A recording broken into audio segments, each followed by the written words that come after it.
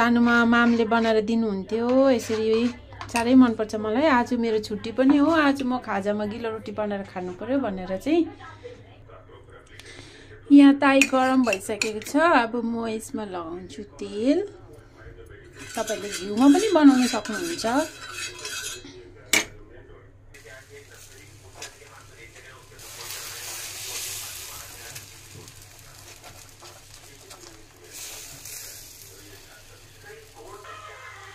मैले चाहिँ यो रोटी पोल्नु नजानेको हो किन तेल कम्ती भएको थाहा भएन। रोटी चाहिँ सबै यस्तो भयो हो।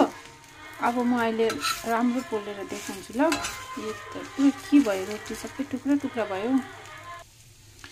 अघिको रोटी चाहिँ तेल पनि कम्ती भएको छ अनि ताई पनि बेसी तातेर त्यस्तो भएको रहेछ। अहिलेको रोटी चाहिँ राम्रो भयो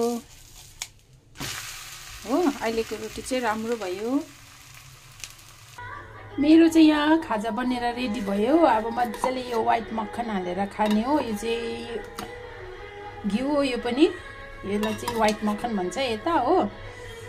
यस्तो हो नि त ब्रेकफास्ट चाहिँ। आहा, मैले बनाएको यो धनिया टमाटर अन्त खुर्सानी लसुन हालेर अचार यस्तो खानुपर्छ के। ल भाइ आइज खाजा खानु। आज मैले दामी बनाएको छु। यस्तो खानुपर्छ खाजा चाहिँ।